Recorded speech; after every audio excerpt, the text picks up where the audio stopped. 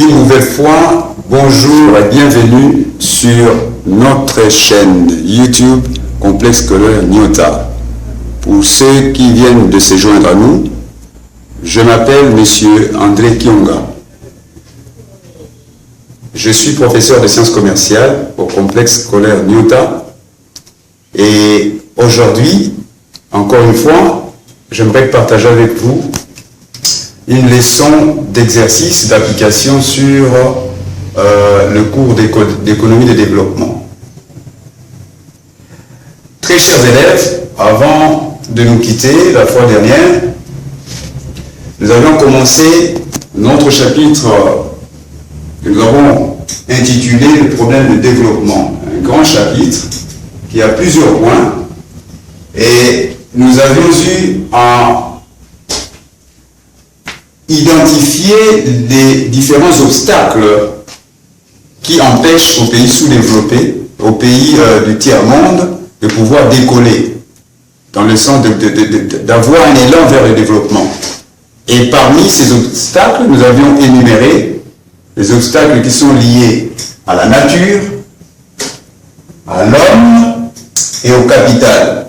La fois dernière, nous avons insisté sur le deuxième obstacle, qui est l'homme, qui est même le moteur même du développement d'un pays, qui est au centre même du développement d'un pays. Nous insistons sur ces facteurs très importants.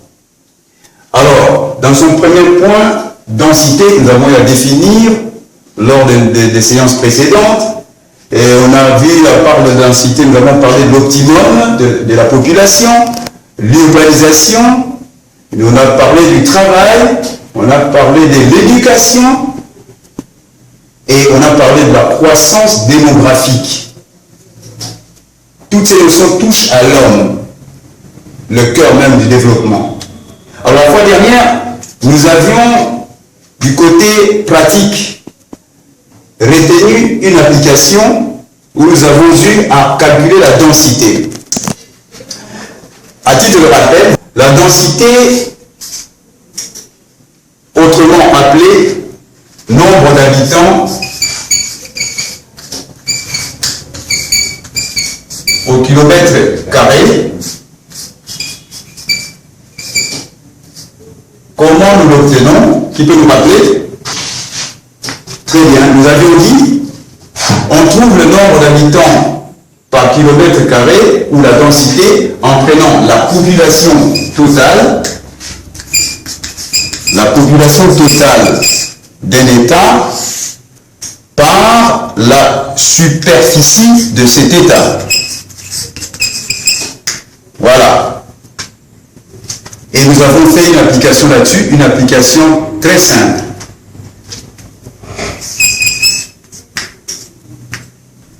Alors,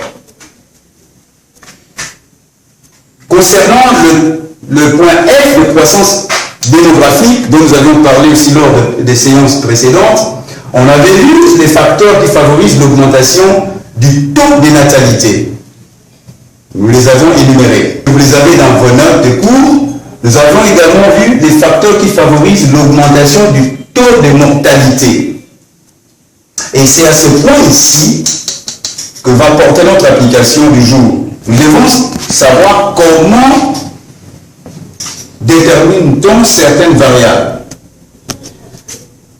La variable, notamment la variable TAN, qui veut dire taux d'accroissement naturel.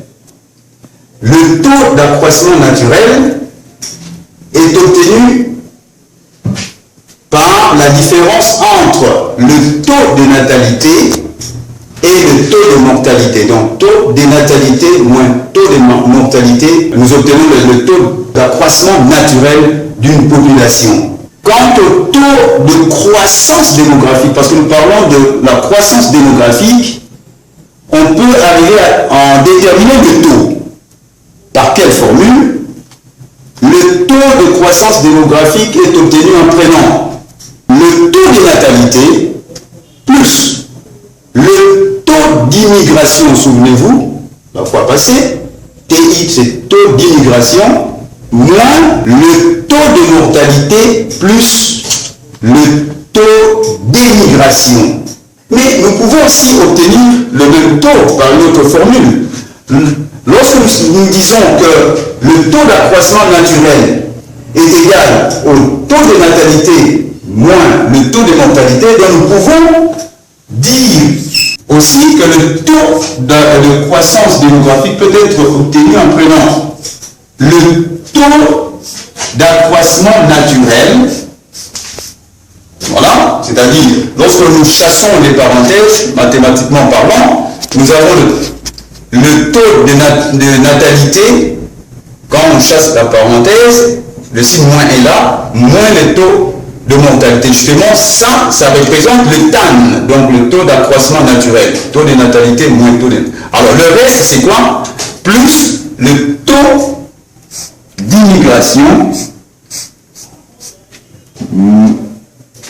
moins le taux d'émigration. Voilà une autre manière de trouver le taux de croissance démographique. Donc dans un exercice, dans un item, on peut vous fournir toutes ces données ici, mais dans un autre, on peut tout simplement vous donner le TAN, c'est-à-dire la différence déjà entre le taux de natalité et le taux de mortalité. On peut déjà vous la donner dans un exercice. Et on vous demande tout simplement de calculer le taux d'accroissement naturel. Voilà la formule qu'il faut retenir, dans les deux formules ici. Alors, venons-en à notre application du jour. Pour ceux qui ont les recueils d'items, cet exercice se trouve à la page 1.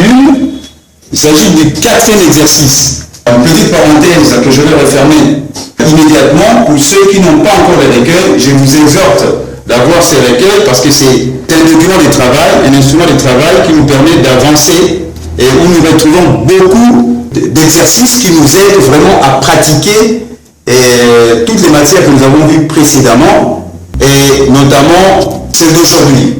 Voilà, je passe à la lecture de notre application. Les données démographiques d'un pays subsaharien sont les suivantes. Nous avons la population initiale qui est de 1 800 000 habitants, le taux de natalité 65%, le taux d'émigration 25%, le taux de mortalité 15%, le taux d'immigration 25% et le taux de croissance démographique est de, voilà, on nous propose des assertions. C'est à nous maintenant de passer au calcul pour déterminer ce taux. Très facile à faire, d'autant plus que nous avons tous les éléments ici avec nous. Il faut encore le prélever. On nous donne la population initiale, «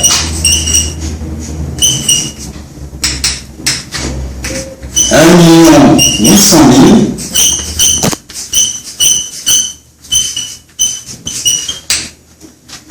Qu'est-ce qu'on nous donne encore? Nous avons le taux de natalité.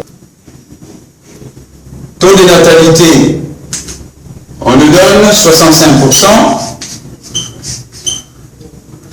Nous avons le taux d'émigration qui est de 25%. Le taux de mortalité, 15%. Nous avons le taux d'immigration qui est de 25%.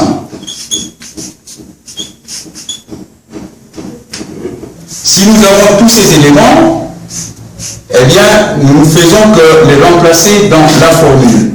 Taux de croissance démographique égale, il faut reprendre la formule, nous avions dit, taux de natalité plus le taux d'immigration moins taux de mortalité plus le taux d'émigration.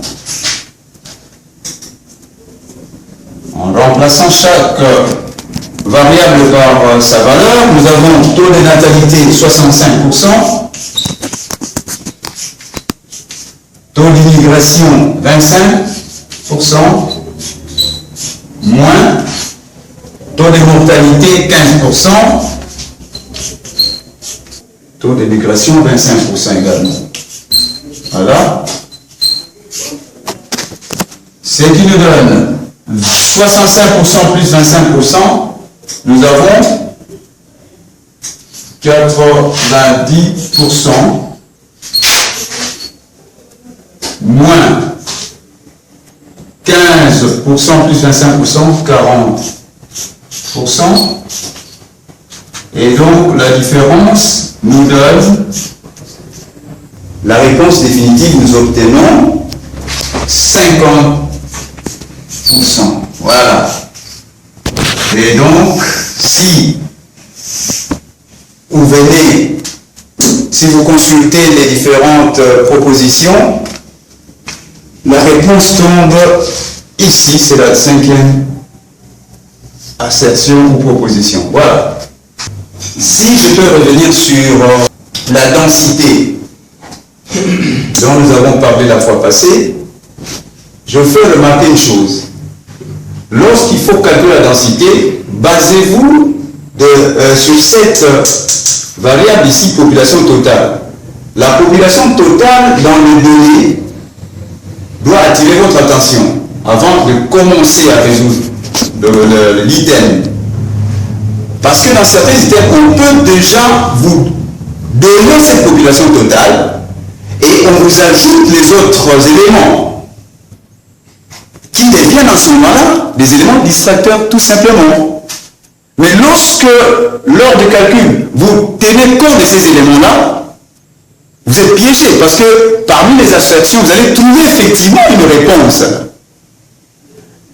Mais dès lors que dans les données, on parle de la population initiale, là, ça vous ouvre la porte aux autres éléments qu'il faudra ajouter pour obtenir la population totale. Très important. Il faut retenir ça. Il ne faut pas dire, voilà, je tombe sur un item très très facile, donc je le fais. Non, non, faites attention. Voilà, s'il faut revenir maintenant notre devoir, parce que je ne peux pas vous laisser comme ça, vous devez pratiquer ce que je viens de vous montrer tout à l'heure. Nous avons l'exercice numéro 8. Pour ceux qui ont les recueils, cet exercice se trouve à la page 2. Je vous le lis, l'extension.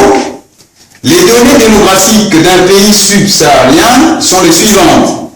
La population initiale, 1 800 000 habitants, comme dans notre application. Taux de natalité, 30% cette fois-là.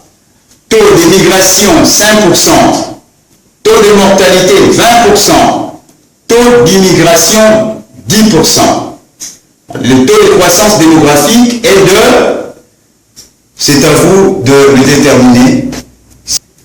Voilà, nous sommes au terme de notre leçon d'application.